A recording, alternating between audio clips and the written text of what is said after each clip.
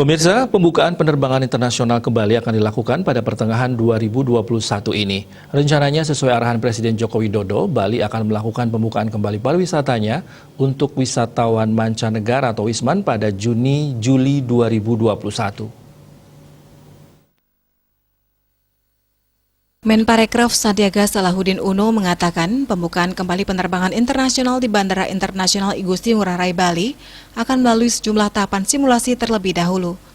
Pada intinya, semua pihak terkait akan berlatih terus karena penerbangan internasional tidak bisa langsung dibuka pada Juni hingga Juli. Simulasi-simulasi harus digelar dan kesiapan bandara harus terus ditingkatkan. Tahapan yang harus ada adalah masa percobaan, pilot project, dan tahapan lainnya. Ia mengatakan dalam simulasi tersebut, pihaknya akan menyiapkan sejumlah rencana program. Dengan demikian, seluruh pihak terkait dapat lebih siap dan menyambut kembali wisatawan mancanegara ke Bali.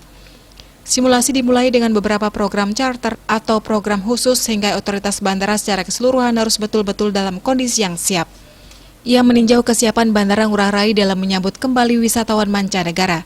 Ia mengapresiasi penerapan protokol kesehatan yang ketat di bandara tersebut. Selain simulasi, tahapan lain yang terus dilakukan untuk mempersiapkan kembali pembukaan pariwisata Bali bagi wisatawan mancanegara adalah program vaksinasi COVID-19. Setiap hari kita genjot vaksinasi supaya nanti mendekati bulan Juni-Juli, jumlah target 2 juta masyarakat Bali yang telah menjalani vaksinasi dapat diselesaikan. Sementara itu, General Manager PT Angkasa Pura I Cabang Bandara Internasional I Gusti Ngurah Rai Heri Aye Sikado menjelaskan, pihaknya telah melakukan berbagai persiapan untuk pembukaan kembali penerbangan internasional seperti dengan melalui beberapa tahapan asesmen.